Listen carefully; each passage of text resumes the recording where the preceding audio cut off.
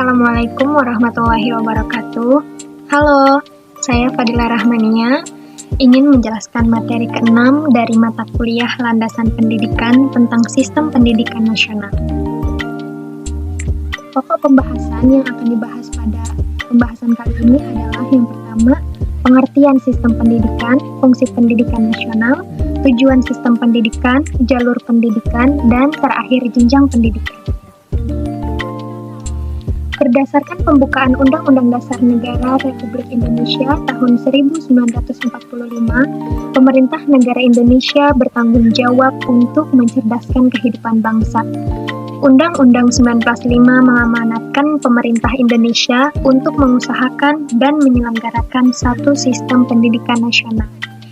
Sistem pendidikan nasional untuk meningkatkan keimanan dan ketakwaan kepada Tuhan Yang Maha Esa, serta akhlak mulia, serta harus mampu menjamin pemerataan kesempatan pendidikan, peningkatan mutu, serta relevansi dan efisiensi manajemen pendidikan.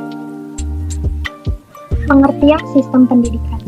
Sistem merupakan suatu perangkat yang saling bertautan yang tergabung menjadi suatu keseluruhan, sedangkan pendidikan merupakan suatu usaha sadar untuk menyiapkan peserta didik melalui kegiatan bimbingan, pengajaran, dan atau latihan.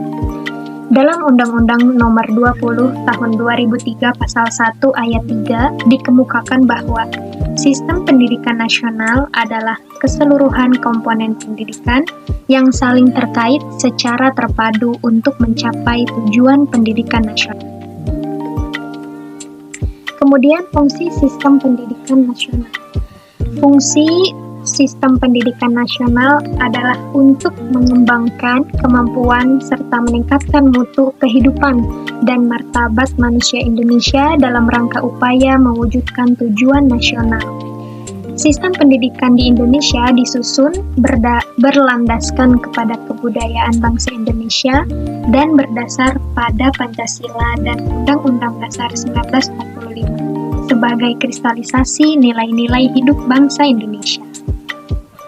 Kemudian tujuan pendidikan nasional adalah untuk mengembangkan kemampuan dan membentuk watak serta peradaban bangsa yang bermartabat dalam rangka mencerdaskan kehidupan bangsa, agar berkembangnya potensi pendidik, peserta didik, agar menjadi manusia yang beriman dan bertakwa, berakhlak mulia, berilmu, kreatif, mandiri, dan menjadi warga negara yang demokratis serta bertanggung jawab.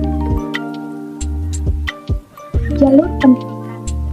Undang-Undang Nomor 20 Tahun 2003 tentang Sistem Pendidikan Nasional pada pasal 13 ayat 1 menyebutkan bahwa jalur pendidikan terdiri atas pendidikan formal, non-formal, dan informal yang dapat saling melengkapi dan memperkaya.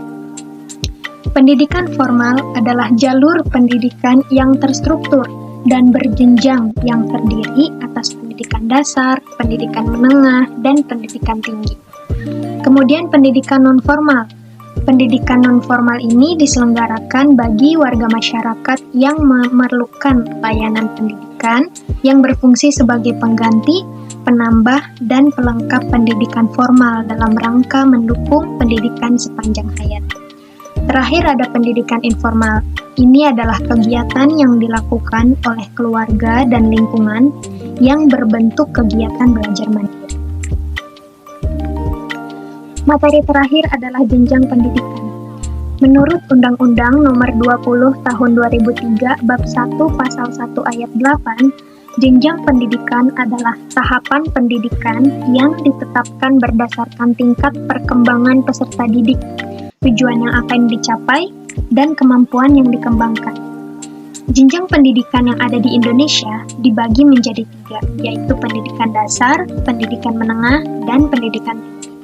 Selain itu, ada pula pendidikan anak usia dini.